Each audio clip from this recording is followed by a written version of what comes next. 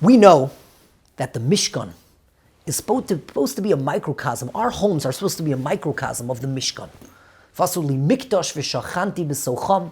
Hashem says, you'll make for me a sanctuary and I will dwell amongst them. That means that our goal is to make our homes to be like the Mishkan. Rav Shimshon Pincus Zechet Tzadik L'Vracha explains, the Mishkan had a menorah. That's reflected in our homes by the light of Torah. When we learn Torah in our homes, that's the menorah. There was a shulchan which had the lechem aponim, the showbreads. When our dining room tables where we keep halachas, we eat according to halacha, and we have guests, and we eat in the proper way, Shabbos Suda, Yontiv Suda, that's the shulchan reflected in our homes. There was a mizbeach achitzon, the outer mizbeach. That's where most of the avodah, all the karbanos, that's where it was performed. Symbolization that our avodah, most of the work that we do to make a living is outside our homes. We go out, and that's also part of our avodah as Hashem. The Aron, the holy Aron, which was in the most hidden place, represents the intimacy, the hidden intimacy between a man and a wife, where if it's kept according to halacha, the Shekhinah itself is there, the holiest of the holy. So asks Rav Pincus, we're missing one of the kelim. What about the Mizbeach HaKetores? The inner Mizbeach, the small Mizbeach, the golden altar, where the Ketores was brought every single day. Where is that reflected in our homes? Rav Pincus explained. Sometimes you walk into a house and you can feel it. You see the menorah, you see the Torah, see all the svarim, you see that there's Torah there. The shulchan, there's guests at the table. It's a wonderful, wonderful house where halacha is kept. But you can feel the tension. There's a lack of shalom bayis. There's a lack of communication. There's a lack of love. Then you walk into some homes, the shulchan, the menorah, but there's also an aura of peace, of love, a feeling of comfort. That's the Ketoris. The Ketoris was that beautiful smell that wafted through the entire Heichal and it went out. Everyone was able to smell it. A kala in Yerushalayim didn't need perfume because of the Ketoris.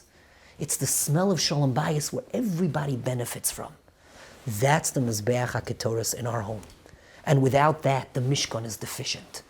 The beautiful smell of love and devotion and feeling that one gives to another between parents, between spouses, parents and children, is the Mizbeach HaKetoris that brings to the completion of the Mishkan in our homes.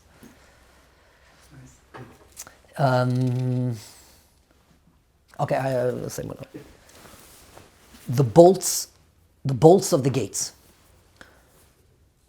The pasuk says in Tehillim, we say it every morning in the second of the Halalukas, Ki tov zamra Elokeinu, Ki chizak birichei she'aroich, when you will strengthen the bolts of your gates, Beirach banayich b'kirbech, your sons, your children will be blessed within them.